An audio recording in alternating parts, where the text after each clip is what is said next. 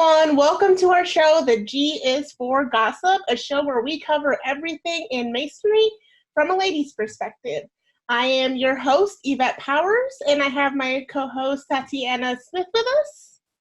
And we will be doing 2 episodes. We'll be doing one with You Will Be Meeting Me, and then the next episode, we'll be meeting Tatiena and a little more about her. So let's get started. All right, first question.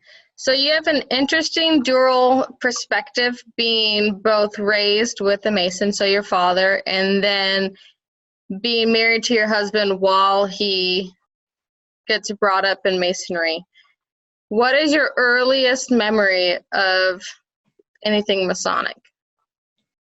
You know, my dad was a Mason back in Ecuador. And then when we came to the United States, I remember him wanting to join the Lenexa Lodge. And that was really my first memory there. I remember these 3 guys coming over and introducing themselves and asking him questions and my mom questions. And then they even asked me some questions and them inviting us to like a pancake breakfast. And that was kind of my first memory. I wasn't sure because I was so young what it was, but I just, in my head, I just thought, oh, my dad's going to be a part of this, like, job thing. Mm-hmm. And I learned it was a little more like family. So that's probably my earliest memory. How often were you going to events, lodge nights with your father and your family? It was weekly. I mean, more than once or twice a week sometimes. We were all so close that if they didn't have lodge, we were having dinners or we were having, breakfast pancakes at the park. We were always doing something, especially during the holidays. We were getting together, and they had so many events, so many fundraisers that we were always together. So probably 2-3 times a week we would end up going to events. So you feel like it was a big part of your childhood? Oh, yeah. Masonry was everything in my childhood. I mean, not just with my dad, but I was in Rainbow's Girl. So I was a part of that the whole time. When I was not with the Masons, I was with the rest of the Rainbow Girls. So it was a huge part. I mean, I remember being little, going to everything. And actually, our family has a huge tradition every year that we go to the 4th of July all together. And our tradition was always we would do breakfast at the lodge. And we ate pancakes and eggs and everything that they made there. And then we'd go to the parade. And that's something we did every year, even now. Yeah. So I've read a little bit about being a Rainbow Girl. And I met my official first Rainbow Girl a couple months ago. But I want to hear your perspective on it. What is it like? What do you guys do? What do you remember from it? Being a Rainbow Girl, it taught me a lot. It teaches you a lot just because you're young and, you still have a lot to learning. It taught us how to run a meeting, how to pay, little stuff like how to pay bills, how to run a business, how to plan for events, how to speak in front of a big group. That was a huge thing. Speaking in front of all the Freemasons, speaking in front of different organizations even, I remember going to their Grand Lodge, the Masons Grand Lodge, and I was having to speak in front of them. So a lot of that, the only thing is when I was in it, it started dying a little bit. It started, less girls joined. And I think it was just because life gets busier. There's school events and there's sports and everything. But it was a huge part. It taught me so much. Were you ever part of the Girl Scouts or anything similar? I was not part of the Girl Scouts, but I did beauty pageants growing up. Oh, so that's cool. Yeah. I want to see photos of this on another day. Will do. Yeah, I did a lot of beauty pageants. So that was like kind of a girls group, and we did a lot of similar stuff. And actually, being in Rainbow's Girls kind of helped me go further in that, just because I was able to talk in front of people and I was able to do different things that the girls weren't comfortable doing at such a young age, but I was, just because I've already done it in Rainbow Girls. What are the age ranges for Rainbow Girls? I believe, I can't remember, but I think it's 10 to 18, which is the same age for Job's daughters. Okay. And that's what your daughters were part of, was the Job's daughters? Well, my oldest, yeah. Your At the oldest. time that my oldest was involved, my youngest was too young to be a Job's daughters, but yes. Are there Rainbow Girls around you guys now?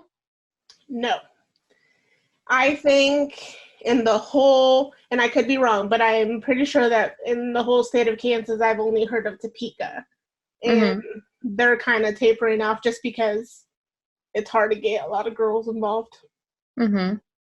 With you having such a good experience with it and it kind of helping you evolve as a person, would you ever be interested in developing one near you?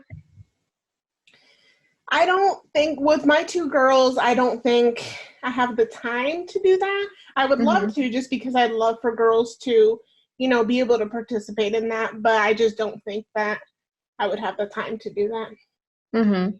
So going back to your early days of your dad going to lodge, how many kids were also going to stated lodge meetings, going to the dinners?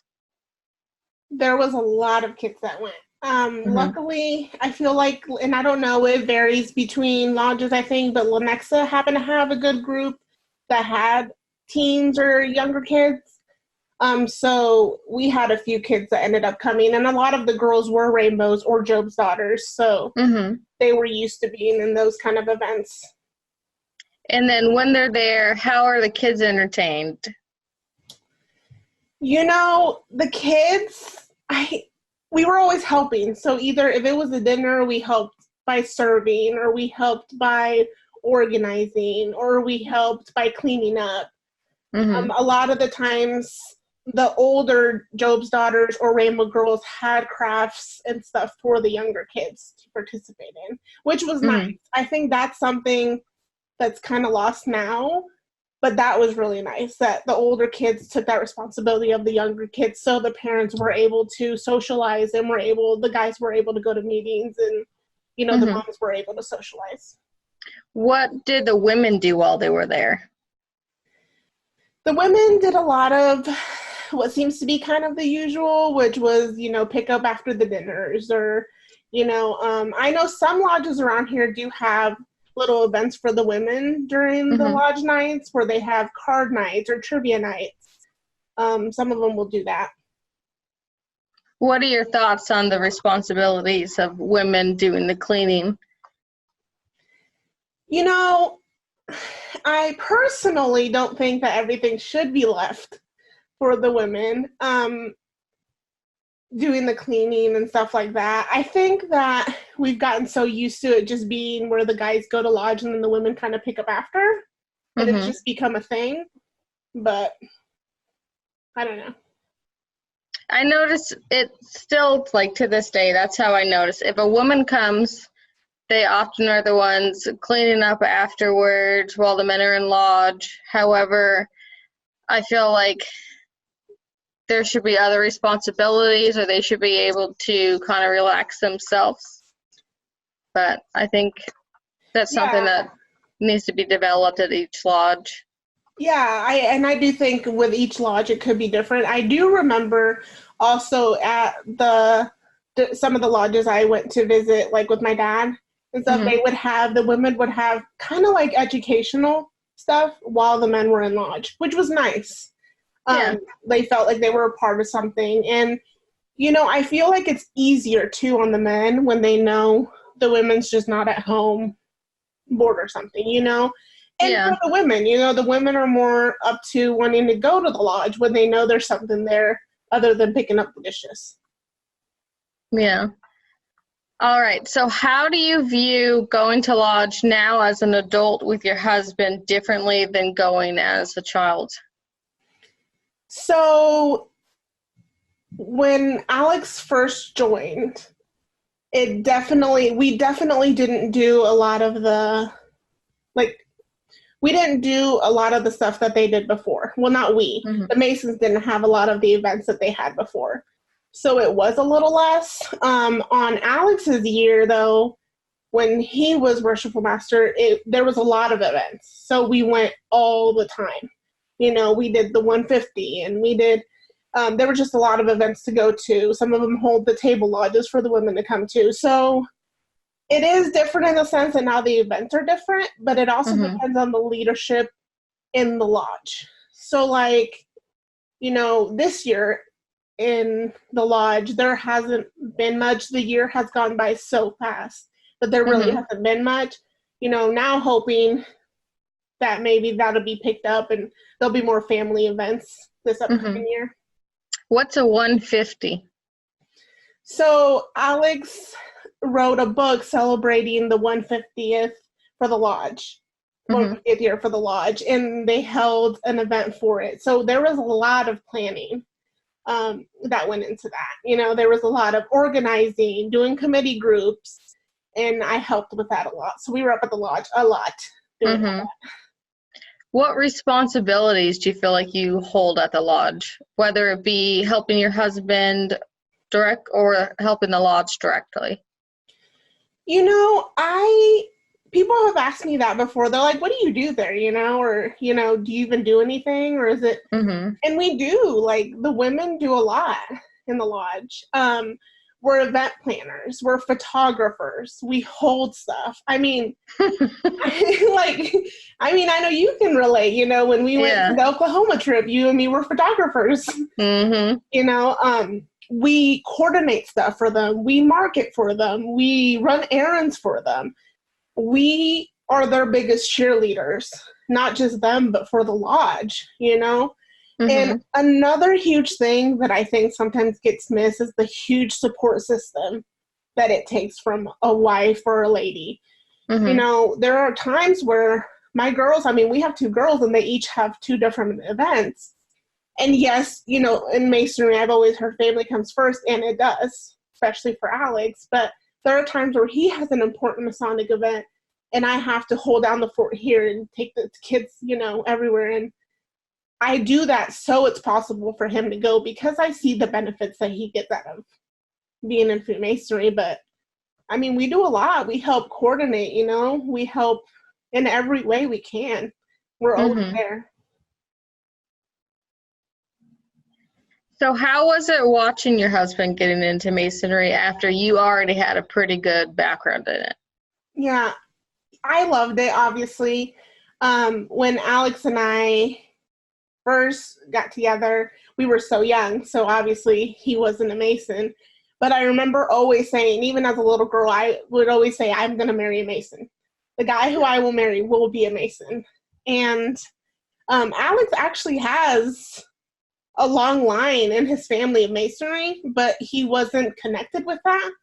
So he learned from my dad. You know, my dad taught him a lot. And I think Alex joined when he felt that he could understand it, when he felt that he could appreciate it, and not just whenever people wanted him to join. But I mean, for me, it was a proud moment. You know, I loved it. I loved seeing my husband about to enter this journey that I know made my dad a better man, you know, and in turn would make my husband an even better man than he already was.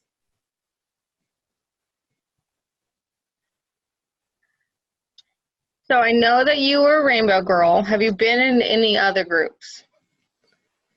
I myself did join Eastern Star. We are not active in Eastern Star now, and that's just because time.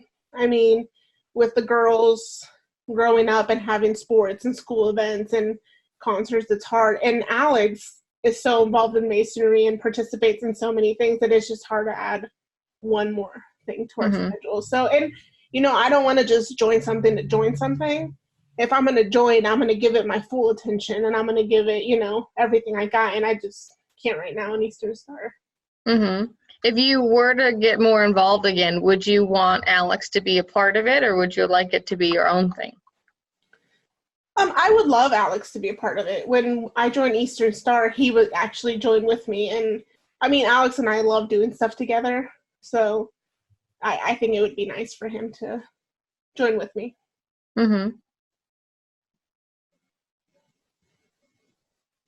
So having such a deep background in Masonry, do you feel like you've talked to men and you know a better understanding of Masonry than them without the secrets? So, this is a weird answer maybe, but do I know more when it comes to obviously ritual and stuff like that? No, because I don't know the secrets. I don't know what happens in lodge and behind closed doors, even though I did read 150 years of minute books. So I kind of know what you guys talk about. And let me tell you, there's a lot of back and forth about what chairs they're buying and what barbecue they're doing and what they need to fix but no, when it comes to that, no. Masonry is it's not a club, right? It's a lifestyle. It's a place where you go and you have your teachings, your values, your morals, your philosophy. And I feel when someone takes that journey seriously, it trickles down to their family, to their wife and their kids. So sometimes when I see that younger Masons join and they just go in it thinking that they're going to learn these crazy secrets and they kind of stop there and they don't proceed in bettering themselves and learning the morals and philosophy and everything, then I would say, yes, I know more than them in that sense. I've learned and I've allowed to adapt to that, and I've made this lifestyle with my husband, with my dad, So, yes, in that sense. But obviously in rituals and everything, no. Yeah. So kind of backtracking, how does lodge compare now to when you were a kid in regards to how many women are there, how many kids are there? So I've had a few discussions about this, and lodge is completely different, to be honest, from when my dad was to now. Not sure if it's just because I'm an adult or I view things differently and before I didn't, I wish that there was more of the family thing in lodge than just it being the guys. So that's different. There's definitely less kids only because I think less younger Masons are coming in right now. So that's the only thing. I mean, that was my favorite part, to be honest. One of my best childhood memories is all the Masons that I had that were like uncles to me, were like grandparents to me. I mean, I remember these guys that I just felt like were so connected to me. And I was just a child, but they were there to teach me those values, those morals, those philosophies, Jim Owens, Dale Contrail, George Arnold, all of Bob Anderson. I mean, all those guys who are these, people that I've kind of took as mentors. And I wish my girls had that today. I think it's different today. But, I guess, and it depends on the lodge, At our lodge now, we are getting younger guys, and they do have, younger kids, which, luckily for me, there is, a couple of the wives that I know that I do care about a lot. There's a wife there that I love her kids just as much as I love mine, and she loves my kids just as much as hers. And that connection, I think, is what sometimes is missing because they just want to go in, read the minutes, pay the bills, and then not build that connection after that. Yeah. So 2-part question. What do you feel like you can do personally within your own lodge to make it more family oriented? Maybe help with planning events and getting the wives there. I think that would be nice, and participating in the events when they come up, making more time, trying to build more of a connection. I mean, and that's just not just in the lodge, but everywhere else, I guess that's another amazing thing that Freemasonry has brought into my life. I mean, it's brought me friends from around the world, Texas. You guys, we're lucky to have you guys. We have friends in Chicago now that we've, talked to online that I consider really good friends, and, different friends, we've talk to people from Ecuador that are Masons, you know. It just brings such a deep connection. I think if I'm going to do something, it's just growing in that, helping those connections grow, helping push other lodges to have those connections. What do you feel like people who are at other lodges who don't have anything family going on, there might be one wife that comes, there might be no wife that comes, what is something either a member there can do or a wife can do to even kind of get that going? I think just that. It's plan the events, you know. Reach out. You know, reach out to the other wives. Ask if they can have dinner or coffee or, you know, and get to know them. It's weird when you don't have a connection and you show up and have to speak to the other wives because you're just there like, hi, my husband's in lodge. You know, it's just, it becomes weird. But if you build those connections, you have them over for dinner, they can do that, you know, and then you'll see that it blossoms into this great family that then you can continue in lodge. Is there anything that you want to tell the podcast world about you, your thoughts on Masonry? Yeah, you know, for me, it's so important. You know, it's such a big part of my life. It's not just something that my husband goes to on Thursday nights. Like I said, it's brought me so much memories that I have with my dad, you know, memories that I hope that the girls have with, you know, my husband. You know, my girls now, I mean, Savvy, she's 14 and she's a photographer for him. You know, she takes pictures, she takes that. I just, you know, be involved. You know, it's the little things. If you're involved, it helps the men, I think, be more proactive. And then when the men are proactive, when the men are involved, they are learning, they're, you know, teaching, it helps Masonry grow. It really does. Awesome. All right, well, thank you for answering all my questions. Yeah. Well, I look forward to asking you a bunch of questions next time. So I'm so glad everyone got to, you know, kind of hear about my side and who I am in Masonry. And, you know, like I said, next time we'll be learning more about Tatiena and everything she does as well. So thank you so much for watching. We will be back.